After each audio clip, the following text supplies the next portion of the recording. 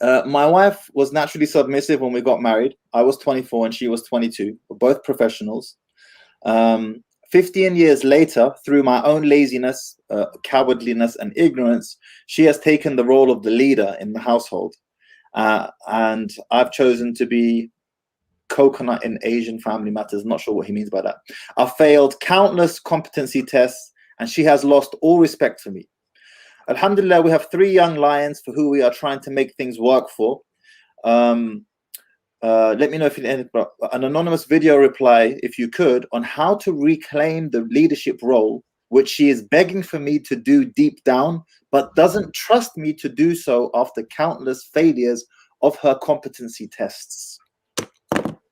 What's your thoughts on that, Akhi? He's probably just discovered like this whole RP stuff recently, realized all of the mistakes he was making, and now he's like, right, I need to fix this. But he's in a situation now where he has a 15-year track record of failing her competency tests and basically her heading the household. How do you even begin to undo that? You know, that's the thing. Can it be undone? Just imagine you're a business owner and you got a guy that's been screwing up for 15 years in your job, and all of a sudden he starts performing well. You can be looking at the dude for the next 5-6 years to make sure he's like, you know, he's the real deal. You know what I'm saying? Or if he's just, you know, doing a temporary act to get his stuff together, you know, so he don't get fired. That's a tough one to come back from anyone, let alone a relationship. You know what I mean? You know what you have to do? Here's the thing, and I say this all the time. You can hear from the message that he's outcome dependent. You have to be outcome independent. You just want to be the best that you can be at all times. If she, you know, you don't want the back rub from her. She don't want that anyway, because that's needy. Neediness is an absolute attraction killer to a woman. So don't even care. You get your stuff, you know what I'm saying? Just show up. You know, just do your thing.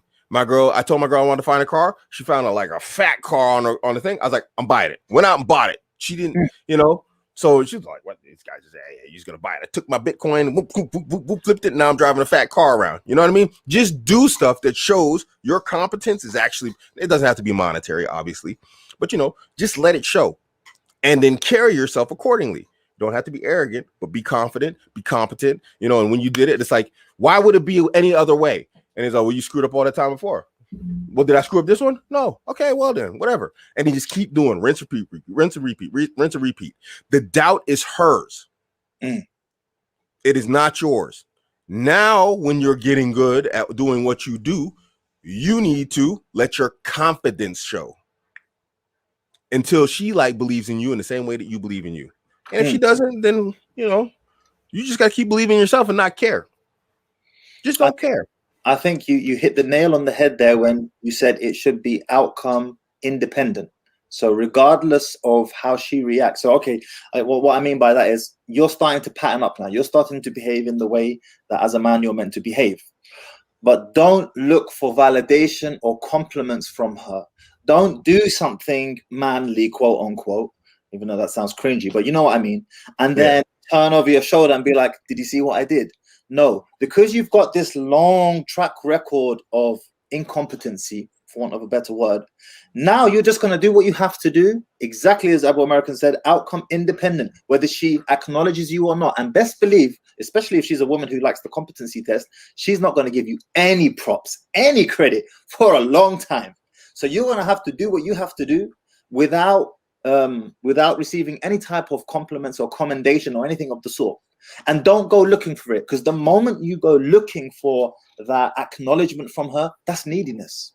You're looking for a pat on the back, like, good boy. You know, did you see what I did, mommy? Was I good? No, don't do that. So do you, you know, the new you, so to speak, but don't look for compliments. Don't look for acknowledgement. Just do it. And exactly as Abu American said, if there's something you want to do, go and do it. Go and do that. It shows leadership. Even if it might make her unhappy immediately, she'll respect you for it. And that's the thing. You see, men confuse a woman's happiness with a woman's respect. Just because you make her happy doesn't mean she'll respect you. Yeah. See, oftentimes women ask you to do things just to see if she can submit you to her will. You don't think them friend zone guys don't make them women happy? Obviously they do, but they don't respect them. Right. Perfect. Perfect. So you know what you have to do now. Hold frame. Don't look for any compliments and carry on. and inshallah ta'ala, things will sort themselves slowly but surely. You have to be patient with them,